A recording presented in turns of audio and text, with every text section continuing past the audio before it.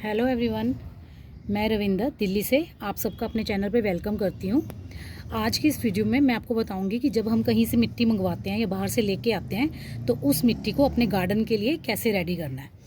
तो सबसे पहले वैसे मैंने अपनी लास्ट वीडियो में भी बताया था आपको कि जब भी कहीं बाहर से मिट्टी मंगवाएं तो उसको सोलराइज होने के लिए छत पे फैला दें या कहीं भी जहाँ पे धूप आती हो अच्छी वहाँ पे फैला दें और 2-3 दिन के लिए अच्छी तरह से उसे सोलराइज होने दें। उससे क्या होता है कि सारे जर्म्स और बैक्टीरिया जो होते हैं, फंगस होती है, वो सब मिट्टी में ख़त्म हो जाती है।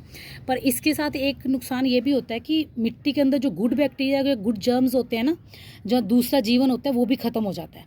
मिट्टी जो हमारी इस टाइम देखिए, ये मेरी मिट्टी पूरी मैंने 2-3 दिन से धूप में सुखा रखी है, ये बिल्कुल सूख चुकी है। पर अब ये क्या है कि ये मिट्टी में से अगर जर्म्स नष्ट हुए हैं, अगर इसमें से फंगस ख़त्म हुई है, तो इसके साथ साथ ये मिट्टी जो है हमारी डेड हो चुकी है। अब इसमें कोई भी पोषण नहीं है, कोई भी ऐसे जीव भी नहीं है जो हमारे प्लांट्स को चाहिए होते हैं। तो अब क्या करेंगे, हम इस मिट्टी को दोबारा से रिचार्ज करेंगे ताकि ये हमारे पौधों के लिए अच्छी हो जाए और इसमें हमारे पौधे, जब हम इसमें पौधे लगाएं तो वो अच्छे से बड़े फूलें। तो चलिए स्टार्ट करते हैं। सबसे पहले क्या है कि हमें क्या करना है, इस मिट्टी को देखना है कि इसमें कोई भी चीज़ जैसे पत्थर, ईंट, कांच, प्लास्टिक, ये देखिए प्लास्टिक का पीस है, इन सब चीज़ों को हमें निकाल के अलग करना है। और मिट्टी के जो ढेले हैं, ये देखिए, इनको तोड़ना है। ठीक है, इन सबको तोड़ना है और जो भी ऐसे अनवांटेड चीज़ें हैं ना, जैसे देखिए रबड़ का टुकड़ा है, इन सबको निकाल के अलग करना है। और आप ना मिट्टी को छान भी सकते हैं। ऐसे ये छन्नी आती है बड़ी वाली, इससे मिट्टी को डालिए और छानिए। अगर आपके पास ये छन्नी नहीं है तो ये ऐसी टोकरी घर घर में होती है जिसमें हम फ्रूट्स वगैरह रखते हैं, धोते हैं, सब्जियां रखते हैं। इस टोकरी से भी आप मिट्टी को छान सकते हैं। ऐसे मिट्टी को भरिए और इसको छानिए। इससे क्या होगा कि जो भी मोटे ईंट पत्थर टुकड़े सब ना ऊपर आ जाएंगे, तो उनको आप हाथ से दबा के देखिए, पता चलेगा कि ये मिट्टी में रखने लायक है या नहीं। तो उसको आप निकाल के अलग कर सकते हैं।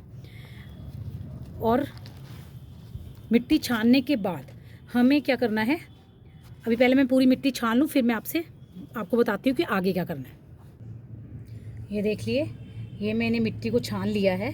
इसमें से जो भी ऐसे प्लास्टिक, ईंट, पत्थर के टुकड़ों को मैंने अलग कर दिया है। ये मेरे पास एक फ़ाइन मिट्टी रेडी हो गई है। अब क्या करना है कि हमें देखना है सबसे पहले कि ये मिट्टी कैसी है, रेतली है या चिकनी है या क्या है। अगर तो ये मिट्टी सैंडी सॉइल है, रेतली मिट्टी है, तब तो आपको इसमें रेत मिलाने की ज़रूरत नहीं है। पर अगर ये आपकी चिकनी मिट्टी है ना, तो इसमें आपको कम से कम 1/4 रेत मिलानी पड़ेगी। 1/4 हिस्सा आपको इसमें रेत मिलानी पड़ेगी ताकि ये थोड़ी भुरभुरी हो जाए। क्योंकि जो चिकनी मिट्टी होती है ना, वो एकदम से कट्ठी हो जाती है। अब आप कहेंगे कि पहचानेंगे कैसे कि ये रेतली मिट्टी है, चिकनी मिट्टी है। तो उसकी पहचान करने का तरीका क्या है कि जो मिट्टी छानते वक्त आपको ढेले निकलेंगे ना ऐसे, उनको आपको फोड़ के देखना है। ऐसे अंगूठे से दबाएंगे तो वो फूटेंगे। अगर वो नहीं फूट रही है, देखिए ये नहीं फूट रहा, तो इसका क्या मतलब है कि ये चिकनी मिट्टी है। और अगर वो ऐसे अंगूठे से दबाने से फूट जाए, देखिए नहीं फूट रहा, ये देखिए नहीं फूट रहा ना, जो रेतली मिट्टी होगी उसका, ये देखिए ऐसे उंगली से दबाने से फट जाएगा, इसका मतलब ये रेतली है। ये देखिए ये रेतली है। ये पहचान होती है रेतली मिट्टी या चिकनी मिट्टी को पहचानने की।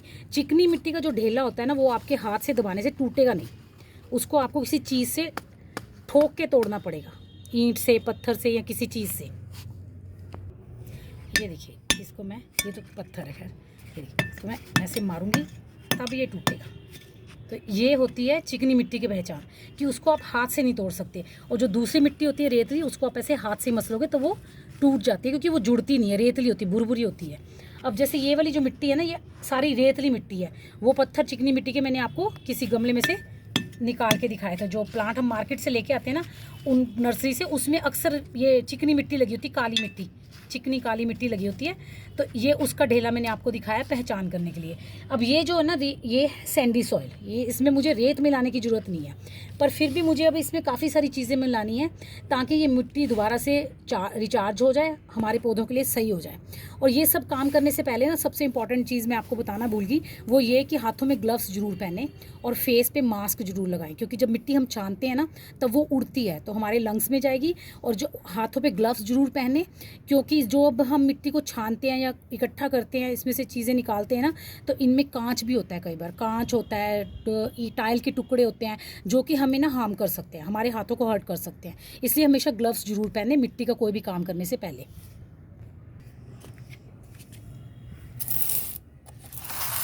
मिट्टी को छान लिया है। मिट्टी को छानने के बाद अब हम इस मिट्टी में ज़रूरी चीज़ें मिलाएंगे। तो सबसे पहले बात कर लेते हैं, अगर चिकनी मिट्टी है, जैसे ये मिट्टी अगर सैंडी सॉइल ना होती, चिकनी मिट्टी होती, तो इसमें आपको ये वाली सैंड, जो रिवर सैंड होती है ना, कंस्ट्रक्शन में यूज़ होती है, सीमेंट में मिला के यूज़ करते हैं, ये वाली सैंड भी मिलानी पड़ेगी। पर अब हमें इसमें मिलाने की ज़रूरत नहीं, तो हम इसे साइड पर कर देते हैं। उसके बाद इसमें मिलाते हैं कोकोपीट और या फिर ये चावल का छिलका, जिसे धान की भूसी या राइस हस्क भी कहते हैं, चावल का छिलका, ये मिला के भी हम अपनी मिट्टी को सॉफ्ट कर सकते हैं। और कोकोपीट मिलाने से फ़ायदा ये क्या होता है कि मिट्टी की ना वाटर होल्डिंग कैपेसिटी बढ़ जाती है, मिट्टी थोड़े लंबे टाइम तक मॉइस्ट रहती है। तो इसलिए हम इसमें मिलाएंगे कोकोपीट और राइस हस्क, मैं दोनों ही मिला दूंगी। राइस हस्क क्या कि न्यूट्रिशन का भी काम करता है, खाद का भी काम करता है। राइस हस्क, ये जो हमारी कोकोपीट होती है, इसमें कोई भी न्यूट्रिशन नहीं होता, पर जो राइस हस्क है ये जैसे जैसे टाइम बीतेगा डिकम्पोज्ड होगा और ये खाद में बदल जाएगा। तो मैं दोनों चीज़ें मिला रही हूँ, पर अगर आपके पास नहीं है, दोनों में से कोई एक है, तो आप एक भी मिला सकते हो। तो सबसे पहले हम लेंगे, मैं ये एक गमला मिट्टी ले रही हूँ, देखिए कितनी बढ़िया भुरभुरी मिट्टी है। उसके बीच में मैं ये 2 मुट्ठी ये डाल लूँगी कोकोपीट, भर के 2 मुट्ठी कोकोपीट डाल दीजिए, और भर के 2 मुट्ठी में डालूँगी इसके अंदर राइस हस्क। और उसके बाद हमें डालना है इसके अंदर खाद। जितनी मिट्टी है उतनी ही हमें खाद डालनी होती है। अब खाद क्या है, अगर आपके पास वर्मी कंपोस्ट है तो आप वर्मी कंपोस्ट डाल दीजिए। अगर आपके पास वर्मी कंपोस्ट नहीं है तो ये गोबर की खाद हर नर्सरी पे इजीली मिल जाती है। पर ये ध्यान रखना होगा कि गोबर की खाद जो है वो सड़ी हुई, अच्छी तरह से डिकम्पोज्ड होनी चाहिए। तो उसको आप अच्छी तरह से ऐसे, उसमें गांठें बनी होती हैं गोबर की, तो उनको आप थोड़ा सा ऐसे हाथों से तोड़ लीजिए और उसको छान लीजिए, उसको भी, गोबर की खाद को भी छान लीजिए। उससे क्या होता है कि मिट्टी को मिक्स करने में आसानी होती है। ऐसे सारी खाद को आप एक बार तोड़ लें अपने हाथ से, ये तो टूट जाती है इजीली ना, वेल डिकम्पोज्ड होती है तो इजीली टूट जाती है। इसको तोड़ने के बाद आप ऐसे छान लीजिए। छानने के बाद आपको इसके अंदर एक पूरा ये भर के कंपोस्ट भी डालनी है, ये पूरा एक भर के कंपोस्ट भी डालनी है। ये देखिए एक पूरा ये भर के कंपोस्ट भी हम इसमें ऐड कर देंगे। उसके बाद अब हमें इसमें डालना है नीम खली। जैसे एक गमले के लिए तैयार कर रहे हैं, ये एक गमले से थोड़ा ज़्यादा ही हो जाएगा, तो हम इसमें 1 मुट्ठी भर के ऐसे नीम खली पाउडर डाल देंगे। ये जो नीम खली पाउडर है ये हमारे उसमें पौधों को में जो कीड़े मकोड़े हो जाते हैं, चींटियों की प्रॉब्लम, इन सब चीज़ों से हमारी मिट्टी को बचाता है, पौधों को बचाता है। और 1 चम्मच के करीब हम डालेंगे हल्दी पाउडर।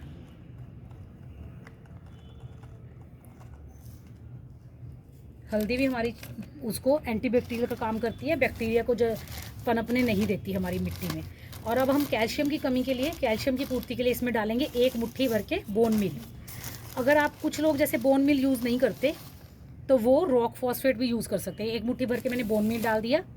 अब हम इसमें डालेंगे एंटी फंगल पाउडर ट्राइकोडर्मा, ये 100% ऑर्गेनिक है।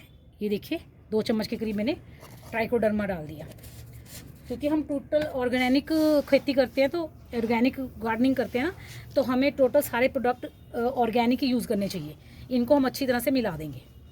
बोन मिल की जगह पे आप रॉक फॉस्फेट मिला सकते हैं, या फिर आप स्टोन डस्ट पाउडर मिला सकते हैं, वो भी कैल्शियम का अच्छा सोर्स होते हैं, उनको मिला लीजिए आप, तो भी आपकी मिट्टी बहुत अच्छी रेडी हो जाएगी।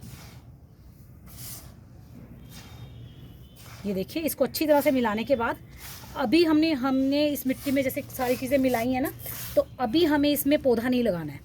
ये मिट्टी को पूरा करने के बाद, जैसे ये बेजान मिट्टी थी, इसमें कोई जीवन नहीं था, अब हम इसमें चीज़ें, कंपोस्ट ऐड किया। कंपोस्ट के अंदर काफ़ी अच्छे बैक्टीरिया और हेल्दी बैक्टीरिया होते हैं जो कि मिट्टी को दोबारा से रिचार्ज करेंगे। हमने इसमें नीम खली डाली है, बोन मील डाली है, उन सब चीज़ों को इसमें मिट्टी में मिक्स होने देंगे, तभी हम इसमें पौधा लगाएंगे। हम करेंगे क्या कि सब चीज़ों को मिक्स करके थोड़ा सा ऊपर से पानी डाल देंगे, ताकि हमारी मिट्टी जो है वो दोबारा से चार्ज हो जाए, दोबारा से इसके अंदर जीवन आ जाए, जो कि हमारे पौधों के लिए ज़रूरी है। मिक्स करने के बाद मैं इसको दिखाती हूँ आपको कि कैसे इसे मॉइस्ट करना है।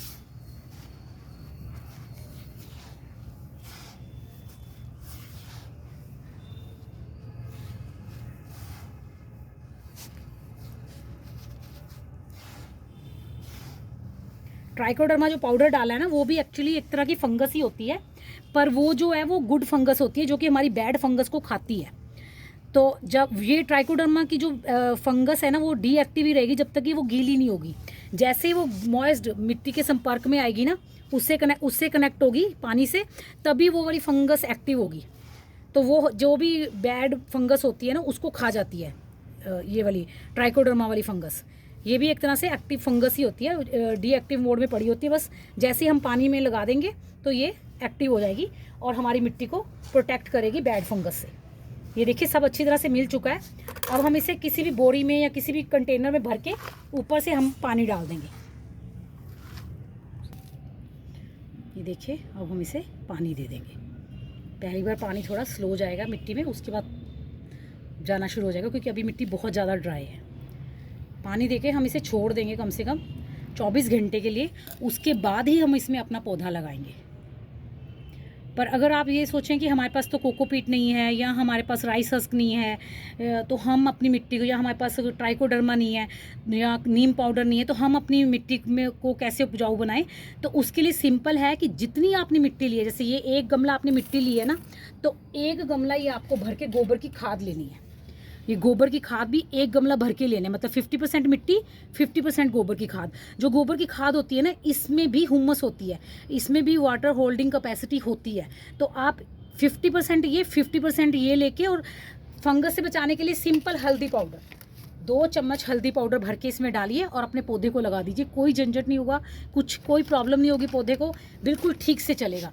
सिंपल तरीके से 50% गार्डन सॉइल, 50% गोबर की खाद और 50% ही 2 स्पून हल्दी पाउडर, बस इतना भी बहुत होता है एक गमले की मिट्टी को तैयार करने के लिए। ये देखिए सारा पानी एब्जॉर्ब हो गया।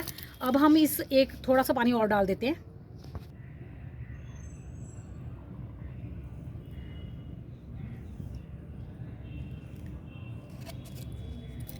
मिट्टी में ना एक खासियत होती है, जैसे वो अगर बेजान हो चुकी है धूप में पड़े पड़े, पर जैसे वो हवा पानी के कांटेक्ट में दोबारा से आएगी ना, तो वो दोबारा से एक्टिव हो जाती है।